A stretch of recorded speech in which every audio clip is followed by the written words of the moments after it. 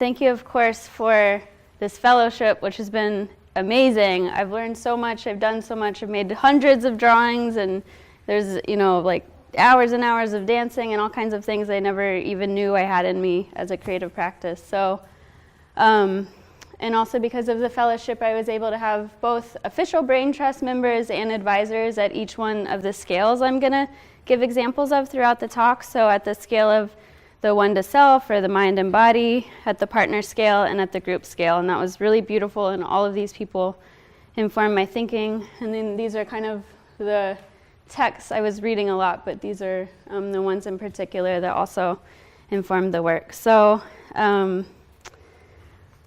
this is what I started out looking at. I was revisiting this adage that the greatest creativity comes from the most dire circumstances, asking people if they thought it was true, and digging into what else great creativity might come out of, especially wanting to tease out that come out of part, because even when great creativity does come out of a difficult situation, it's never automatic. I knew that there were forms of support that I could sort of look into and bring to the surface. And I was also looking for examples where a personal coping strategy was scaled up into a public catharsis. And you'll notice I'm not using the word art, both because I think personal coping strategies are often really creative and not called art, and so are elements of public catharsis. So rather, I'm using the word creativity. And the word that I had for when creativity does come out of a dire circumstance was survival creativity. I didn't think I made it up, like I thought it was in wide use. But then when I realized that I had to kind of come up with a definition, I ended up, okay, cool. I think you have the wrong slideshow, but we're going to roll with it. So I ended up not so much defining it in words, but defining it by the way that it feels in the body to encounter it.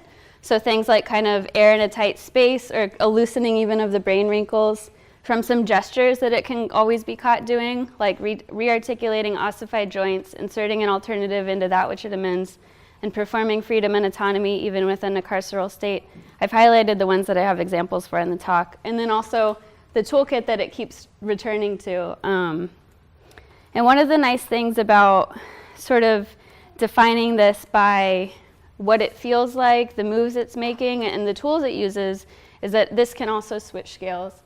So I spent my whole life collecting examples of this and making examples of this in my own work.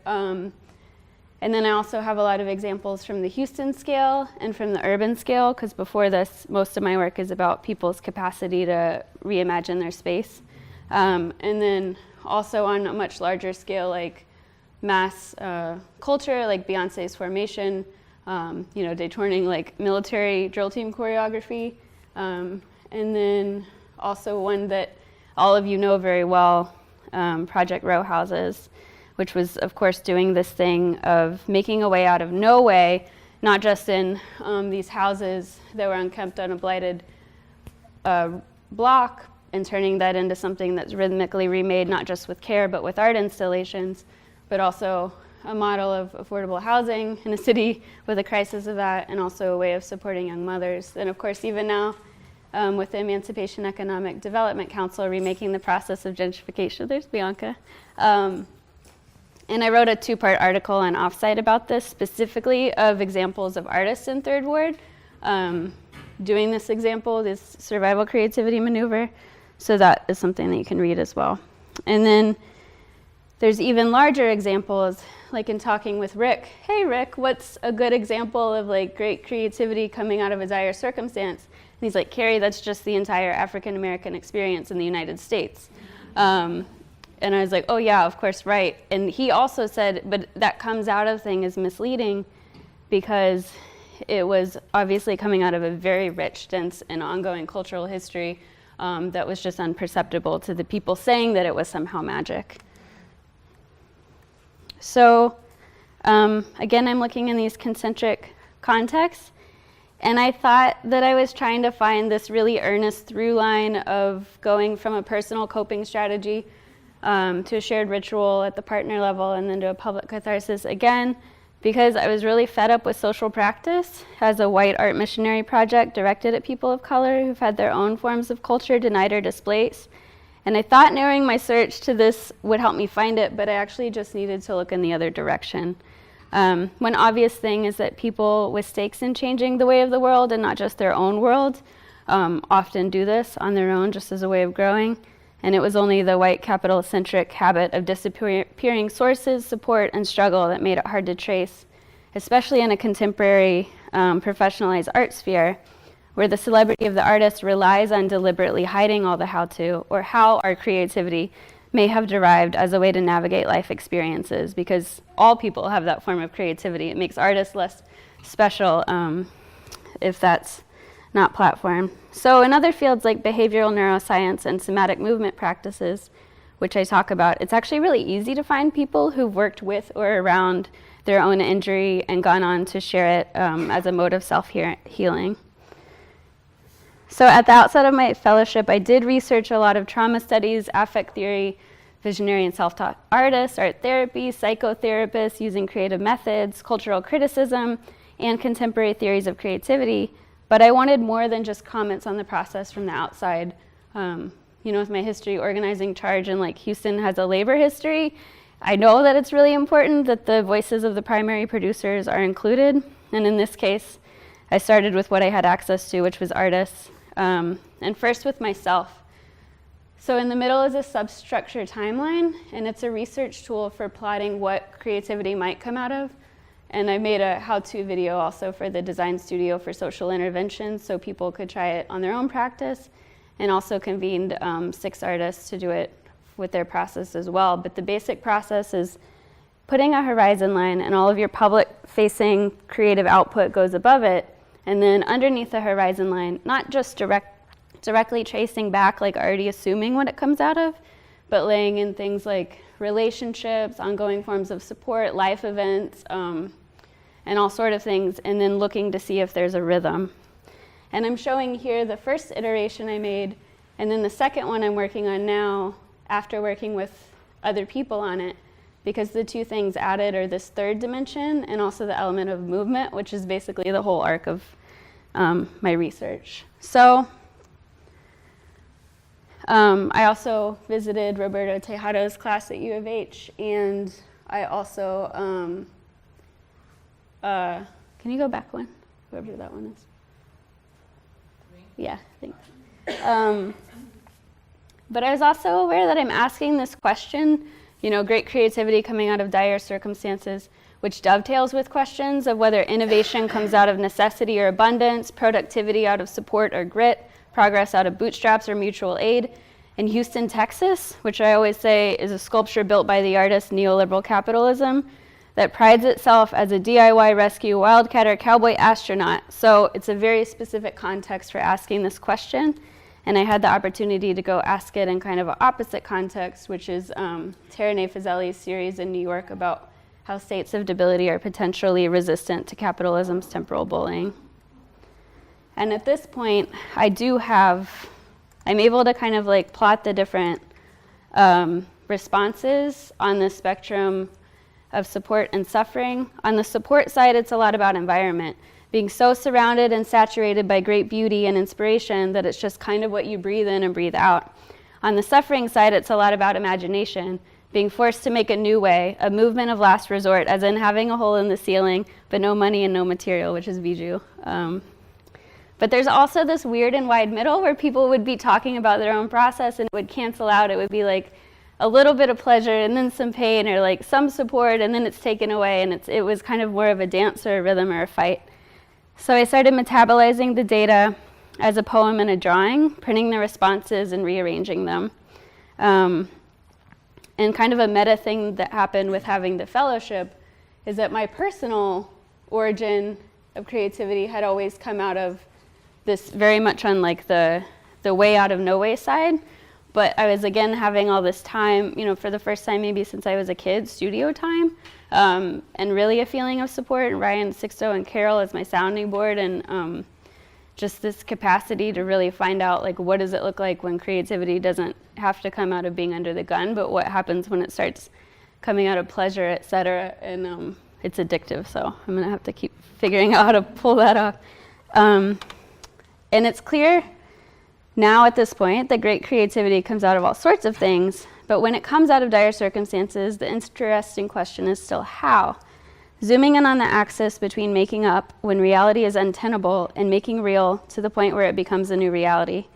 That's what was really interesting to me.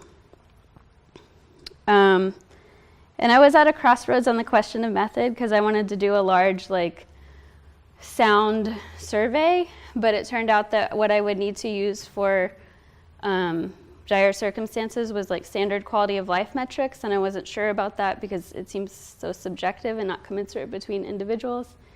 And on the creativity side, it was going to be grades in art classes, and I know that's bonkers because I've taught art classes and judged a lot of grants, and it just felt like these quantitative metrics were going to end up putting me in a defensive position because they don't even account for the existence of most of the juicy stuff I was finding, everything under that horizon line, right? And then here, Jake's internal reporting of what his feeling of creativity feels like, which is this beautiful idea of deep wells. And actually having that defensive stance, again, helped me clarify what it was I was interested in, which was this sliver of becoming. So all of that was intro and methodology, and now we're going to switch to the first scale of the one to self in body and mind. And my example is the mirror box created by V.S. Ramachandran. Suffered excruciating pain since he lost his hand 6 years ago. A few days after I'd woke up, it might have been under a week to 8 or 9 days, something like that, before the pain really started getting bad, to where it was like your hand is just crunched up real tight and stuff, or balled up, and you can't move it. To unclench it, it's just, you can't. You've tried in your mind. This raises a perplexing clinical problem. How do you treat pain in a body part that's missing? James tried everything, from painkillers to hypnotism, but nothing worked. Until I found out about the mirror box. It was then that he came to see Ramachandran. And one answer might be that the brain is sending signals to the arm and trying to clench it, but in you and me, there's messages going back from the muscles of the hand telling you you're clenching too much or too fast, and this damps the command signals, so you can slow down. But the patient has no feedback because he doesn't have an arm, so the brain says send even more signals, okay? And this goes on, and you get into a sort of positive feedback loop. So I said, well, if you give him some other source of feedback, such as visual feedback, maybe that'll trick the brain into thinking that the hand is clenching or unclenching, and maybe you can interrupt this loop. So I said, well, why don't we put a mirror there and have James look inside the mirror? It's as though you have visually resurrected the phantom limb. And of course, the patient knows it's an illusion, but it's very, very compelling. Right now, as you look in there and you move your hand, your phantom does the same thing as your left hand is doing. First time I got in here and I've done this, and it was just like, it relieved the phantom pain, unclenched it. It was just, so intriguing, sometimes it's hard to explain how you felt, So that's actually, phantom limb pain happens in 80 to 90% of amputees, so it's really common phenomenon, and the mirror box is actually also one of the default methods of treating it now. That video's, from the 90s, but even now it's been, confirmed. This I'm not going to go into. Basically, I just loved Ramachandran so much that I ended up kind of writing this whole thing of what if creative people actually got to self-report on their role in contemporary ideas of neurobiology. So you can ask me about it later, but I'm going to skip ahead for the sake of time. Again, sort of getting into this method more of internal sensing, but extending it just from thinking from the neck up to the body.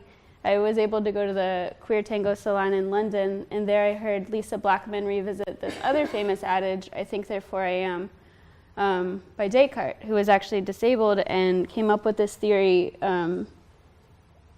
as I think a coping strategy for feeling that he could exist without his body, which I can relate to because my sort of origin myth of becoming an artist was being in an environment where it wasn't safe for me to move and express with my entire body, so I sort of channeled all of that into my hands. But I think the trick then is this process of moving back out. So Blackman says that, asked how many of these philosophers actually didn't move very much, also citing Roland Barthes, known for his work on signs and what they signify as another example. He also worked in a state of relative immobility. She also cites Sarah Ahmed and challenges the unshakable assumption that thinking is done from the neck up. And my additional challenge is again to this idea that knowing is all done with the mind. And when I got stuck on this drawing, which actually is behind this center screen, and you can come look at it when the talk's over, I zoomed out to my full body's involvement with it as a whole object, a whole wall in my house, and I started working on it as a dance. At this point, I could actually no longer resort to not using my body and sensing relative to it as the measure of making, for the simple fact that this is Houston, and within a year the pores of the paper had soaked up humidity, and the weight of itself sagged and was warped so that no ruler or level could impose objective order. So basically I had to rely on this form of internal sensing. Also an example is the chair and how we know a chair. In Joseph Cassous' 1 and 3 chairs, it's a photograph, a physical chair, and a definition of a chair in language.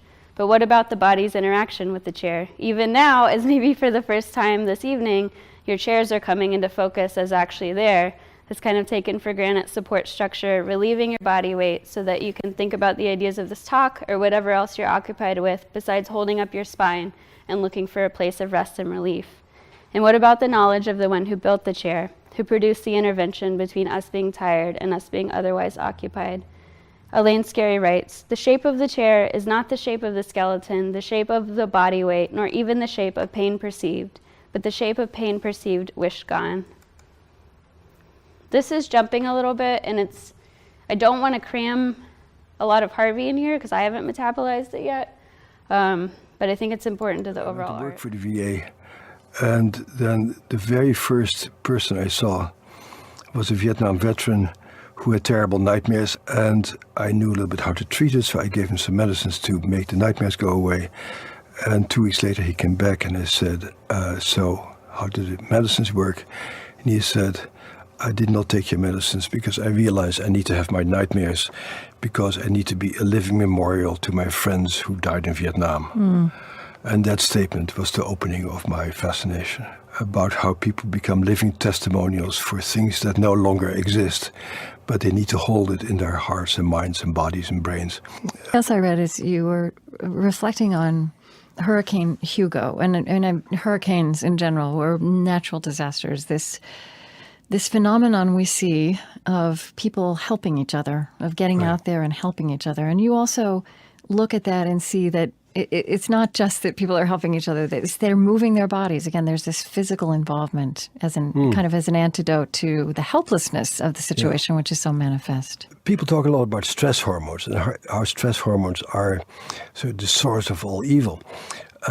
That's definitely not true. Stress hormones are good for you. You secrete stress hormones in order to give you the energy to cope under extreme situations. So it gives you that energy to stay up all night with your sick kid. What goes wrong is if you're kept from using your stress hormones. So if somebody ties you down, if somebody holds you down, if somebody keeps you imprisoned, the stress hormones keep going up, but you cannot discharge it with action. And then the stress hormones really start wreaking havoc with your own internal system. Right. But as long as you move, you are going to be fine. And so, as we know, after these hurricanes and these terrible things, people get very active and they like to help to do, and they like to do things and they enjoy doing it because it discharges their energy. So we are healing ourselves, or we don't realize well, that, but we're using we know our how natural to system, basically. It's not only healing, we're coping. We're just dealing with what we need to cope with. That's why you have that stuff. Right. That's why we survive as a species. Right. And so what was disturbing in Hurricane Hugo, and what we saw again in New Orleans, is how these victimized populations were prevented from doing something. And that's really what the observation that compounded was. the trauma. Yeah. So I get flown into Puerto Rico after Hurricane Hugo because I've written a book about trauma. I knew nothing about disasters, but nobody else knew anything either, so they flew me in. And what struck me, I landed in Puerto Rico, and everybody is busy doing stuff and building things, and everybody's too busy to talk to me because they're trying to do stuff. But on the same plane that I flew in with, officials from FEMA came in, who then made announcements, stop your work until FEMA decides what you're going to get reimbursed for. Right. And that was the worst thing that could have happened, because now these people were using the energy to fight with each other and to pick quarrels with each other instead of rebuilding their houses. And that's, of course, similar what happened in New Orleans, where people also were kept from being agents in their own recovery. I've bookend that later, don't worry. Okay, so there's a small exercise I want to do, which is that if you'll interlace your fingers and look at your hands and sort of have them up a little bit near your chest or your eyes. And then if you just move one finger over, so interlace them, but just one finger over, like one finger down or up. And see if, the first time I did this, I had this really uncanny sensation of like, whose hands are those? Just because it was sort of outside of the habit of what I was used to doing. That's good, y'all can stop. This is an example from the field of cymatics, which is, it emphasizes internal physical perception and experience instead of like, dancing as a performance for an external audience. And I found it because, again, looking for examples from the personal coping strategy to the public scale, actually, cymatics is something where you're both internally sensing, but you can perform it with a group. And it's having a huge moment in the United States as cymatics for social justice or generative cymatics, and also being reconfirmed by all of this neurology and brain imaging. And it was so popular in the States that I signed up to go in Berlin. And when I was there studying with Katja Munker, I was out of my element, right, because I'm an artist. So I was looking for the objects in the room, and there were these meditation pillows, but for me, they're like somehow these cartoon pillows of like big red buttons and like emergency. So she would give us like 6 minutes to do a thing, and I said, okay, well, what I'm going to do is move these pillows from one side of the studio to the other, and I said, if you see me reach the halfway mark, you can help. And so I start attacking them full on with my body, and I'm like flinging them and pushing them with my thighs, and at one point my like face is crammed into them, and I'm still pushing them with my hips, and I'm just like in this huge urgent emergency state. And it never occurs to me that I also could have just like picked up a stack and walked across the room and put it down. And I was like, what was that was my only option? And I'm like, okay, where am I? Or where was I? And I was like, okay, I'm in the hospital, and my mom is sick, and it seems like nobody's going to help, and time's running out. And that was my physical state. And so that was 7 years previous to this experience, and somehow this association was still linked, like taking care of things, just moving pillows, with taking care of my mom. And this is kind of one of the claims of cymatics, is that you're able to sort of perform another version of yourself before you even realize that you can't, that like that's not how you behave, right? And this is also interestingly like my sort of story of how deep this symbol was embedded for me. There's a neurobiologist called Robert Sapolsky who talks a lot about how our the human power for abstraction actually got built and piggybacked on the part of our brain that processes physical symbols. So when we're morally disgusted by something, it's actually riding on our gustatory response, or what would have kept us from dying by eating rotten food. So even now with brain imaging, you can see that whether somebody eats rotten food, smells somebody else eating rotten food, or sees an old woman being kicked in the street, it's the same part of your brain that's lighting up, because humans are actually pretty bad at telling the difference, which makes, of course, the symbolic an incredibly powerful realm. And artists, I think, have a lot to do with intervening in that. And I think that's my main point for here. So back to art. Lewis Hyde describes how our word art comes from an ancient root that means to join and to make. Many other modern words come from the same root, all of them having to do with joints in one sense or another. Arthritis is a disease of the joints, and arthropod is an insect with jointed legs. Articulate usually denotes clarity of speech, but one can also articulate a skeleton, which is to say, a symbol at joint by joint. His main point is that artists are tricksters, and tricksters are tactical joint workers, boundary crossers, finding the limits and violating them, or keeping them lively. So in all of these senses, taking things that are locked in a stuck relationship with no possibility of movement, and kind of slipping in that joint and reworking it. And then this is a quote from my mixed race trans movement artist friend, calling out how, generative cymatics, it might just be like a white way of reinventing or rebranding indigenous and people of color intuitive knowledge systems, because it was created or coalesced mostly around the 70s by mostly white people in Berkeley. So again, this is not like the end-all be-all. These forms of knowing and self-healing are all across the board, including Tai Chi, etc. But this was just the access that I had at the time. But it got me thinking, like, you know, maybe it's not just neuroplasticity, maybe there's also social and political plasticity. So instead of on a personal level, anytime we face a threat, like our only option is to fight, flight, or freeze, what if there's all of these other possible options? And also, and like, you know, living in a time of polytraumas, we of course need more than just 3 responses. We should also just recognize, as Zave calls out, that not everyone ever narrowed it down to 3. And then on social level, what if instead of this constant blow to blow to blow, we're taking our enemy as a dance partner? So these are sock and bop and robots that I've photoshopped into a queer tango embrace, where actually the follow is leading a boleo. And then on a political level, what if instead of like move and counter move, we make more space, like hacking into a given frame, but inverting the attention. Here we are at the partner level. One of my advisors was Alejo Aram, who's an anarcho-feminist queer tango activist who got tired of writing and theorizing about gender and started learning contact tango, or contact improv and tango. And in this video, it's sort of a mix of both, but it shows the axis well. And you might think that from the symbol of tango, it's a very heteronormative lead-follow dynamic, but on the inside, the roles are much more reciprocal and collaborative, and actually tango is improvisational. Further than that, on a queer tango dance floor, you never know when you see 2 people emerge on the floor towards each other who will lead and who will follow, because it's constantly switching back and forth, making new gender and relationships and roles, and negotiating things physically through the embodied politics inscribed on all our bodies. And her practice includes forensically reading back into the dance by embodying hypothetical origin myths. So not just by taking the dominant narrative for granted that tango started in close quarters by men dancing together, which erases the possibility that women co-invented tango, but actually in her workshops, what you'll do is like dance a song as if tango started as a knife fight, dance a song as if tango started as a hustle and you're, you know, working in a brothel, dance tango as if it's a seduction and you're trying to, you know, get this person to be with you for life, and etc. And then from that moment, seeing what echoes in our bodies so long later, what sort of holds there and resonates.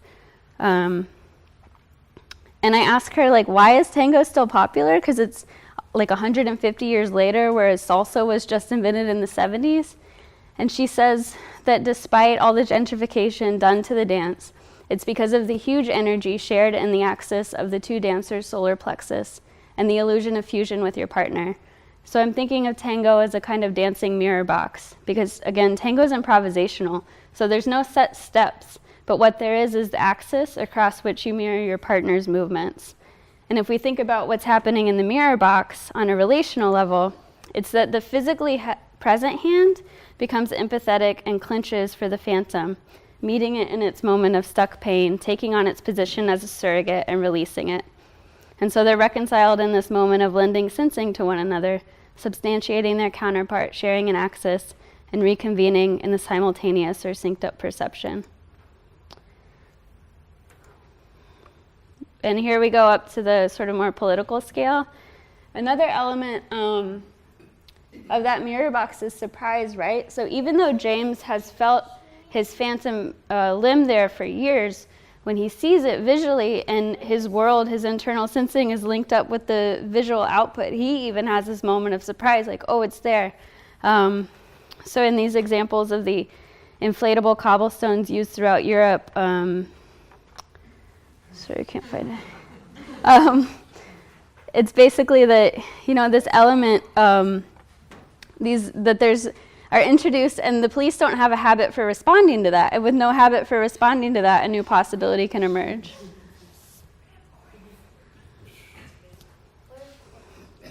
So I'm collecting these examples, basically, or I have been. These are all collected already because I'm in a cohort of 20 progressive leaders called New Leaders Council, and it's just Chris Valdez and I who are the artists, and we have the weirdest ideas.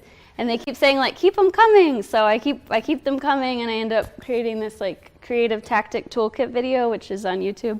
But one of the most powerful examples that I found is the Chicago Torture Justice Memorials, which comes out of Chicago having this hidden history of torture where their police chief for 2 decades, using tactics he had learned in Vietnam, was secretly torturing inmates.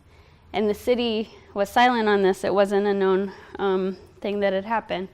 And so with a coalition of survivors, their families, attorneys, activists, artists, and educators, what they did was put out a speculative call for memorials. So all these citizens of Chicago turned in how they would memorialize this. And it was not sculptures on plinths. It was things like, oh my God, I know that when you see a chair now, how do you think even of a chair as like something that's going to help and sustain and support you? And that was something used to abuse you. So these beautiful memorials that take on this other lens of their perspective having gone through that experience are things like a gesture that every person in Chicago would perform in the morning in remembrance. And so they had this exhibition, and Alice Kim, who I was able to talk to about it, talks about this moment in the exhibition where the survivors, again, looking at all of these examples, felt witness and were re-substantiated again, but as survivors, not victims of this, but as people that had lived through it. Elaine Scarry talks a lot about, because when she writes, she's writing with the primary sources from Amnesty International of torture survivors and also people that write in and protest, lending their voice to people who aren't voiceless, but whose voice has been taken away because they're confined. And I sort of think of this example as like the whole city of Chicago is putting up these mirrors, like I see you, it happened, I see you, it happened, here's this, here's how we move on.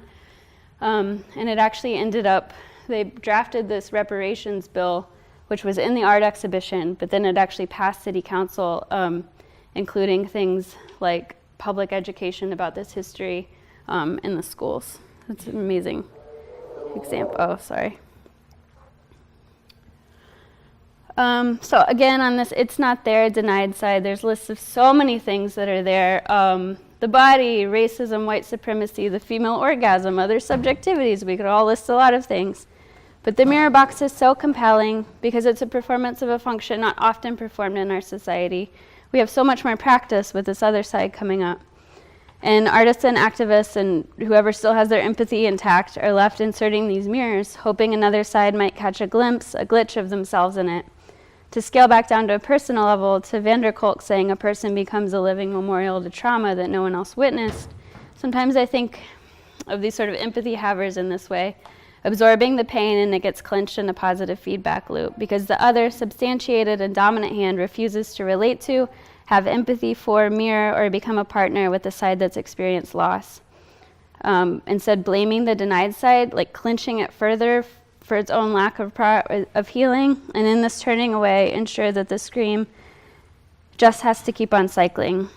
Now not even in an abstract way, but in the bodies of the individual people who hold it. Elaine Scarry also talks about an item can be a weapon or a tool depending on whether the surface it acts on has sentience, which, you know, in the gentrification example, the developers are saying there's no life here.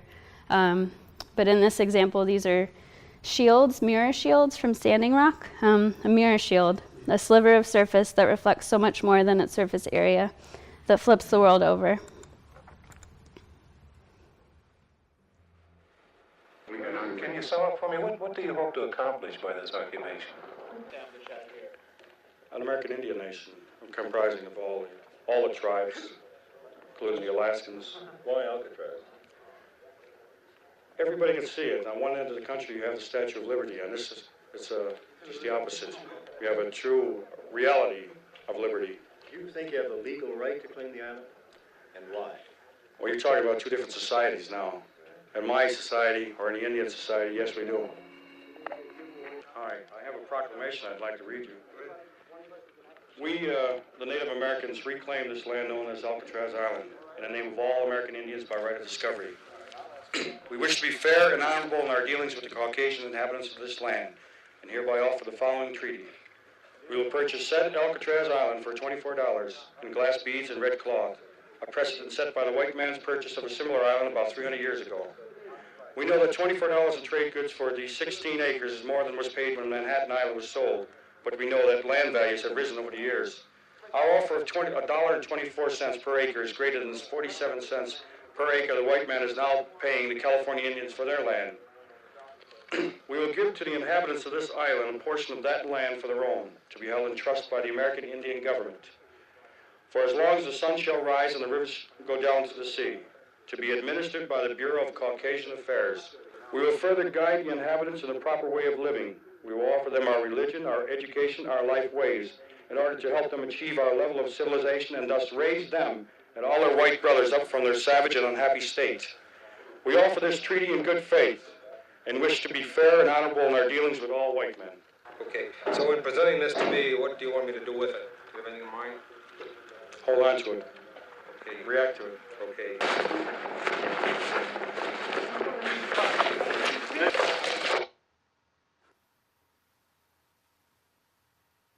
But they say they'll continue to press their claim for the island and the center they could build here by legal means.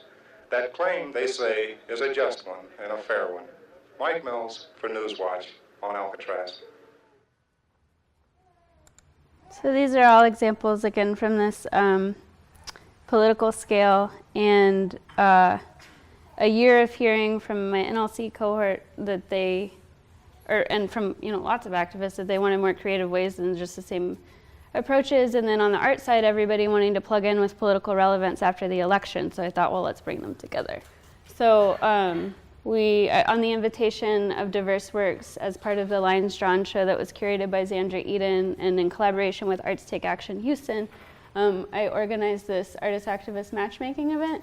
And it took 9 months to organize, so I'm like glossing over a lot, but I had all these great advisors. And we had 6 different issue areas hosted by a subject matter expert activist host. And people could sign up and, oh, can you press play on the, oh, that's 6 dose. And people could sign up and sort of do their homework and their background work on it. And then we went through a series of brainstorming exercises. And also Ronnie and I took all these videos, which is footage that they could use for their cause in whatever way they wanted.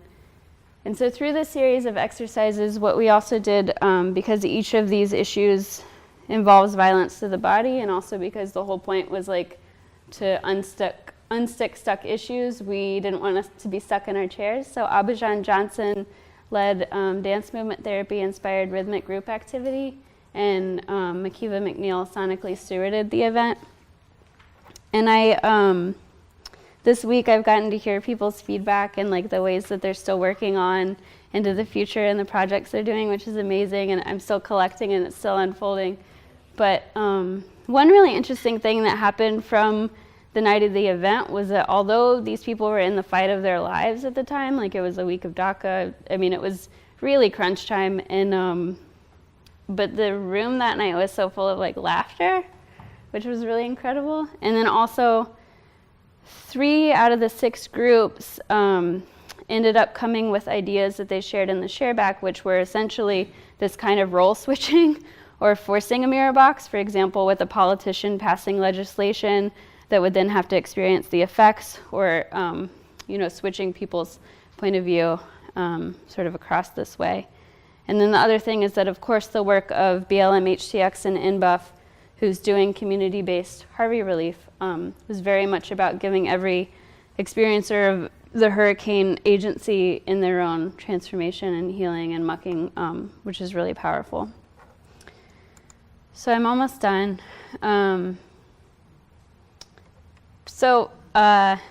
Thinking, of course, about Audre Lorde, and that not only is it not effective to use the master's tools to dismantle the master's house, and not only can the fight be negated by taking the shape only legible within your enemy's language, but it's also missing this incredible opportunity. Because thinking back to Descartes, perhaps actually this enemy doesn't have access to this high-resolution sensorium tool. Perhaps it's actually impossible to be a sensing and embodied and remain attached to an ideology of violent negation, claiming it's not there to any articulation seen as interference. These are just 2 instances from TV imaginations of fascist regime that are brought down from the inside by a confrontation with an undeniable physical reality, a son who's sick and a need to be sexually expressive.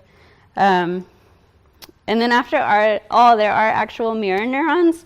So the same part of our brain will light up whether an action is done directly to us or whether we watch another person experiencing it. Ramachandran has proven this in people with swollen, paralyzed limbs.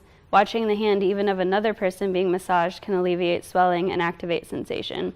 It's the habit of repressing this response that denies it, not because it's a fundamental human reality that it's not there. I'm just going to give Octavia Butler the last word. Found a refuge in the limitless world of science fiction. She began writing her own stories at 10. At 13, she began sending her work out to be published.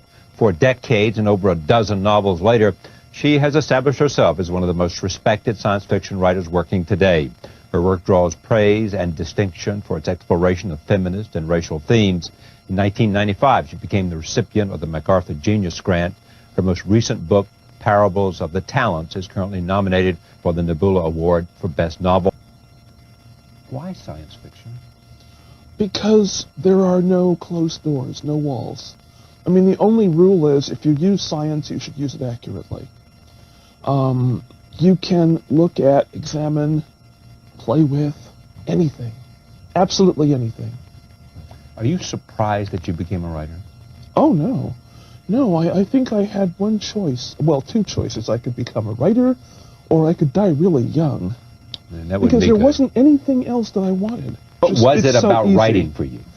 Oh, you got to make your own worlds. You got to write yourself in.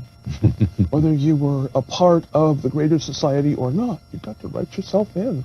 So I got to write myself in.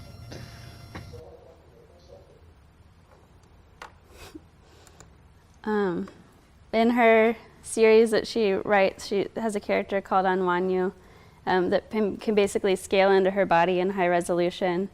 Every change she made in her body had to be understood and visualized. If she was sick or injured, she could not simply wish to be well. She could be killed as easily as anyone else if her body was damaged in some way that she could not understand quickly enough to repair. Thus, she'd spent most of her long life learning the diseases, disorders, and injuries that she could suffer, learning them often by inflicting mild versions of them on herself, then slowly, painfully, by trial and error, coming to understand exactly what was wrong and how to impress healing. Thus, when her enemies came to kill her, she knew more about surviving than they did about killing. I'm going to stop there. Thank you.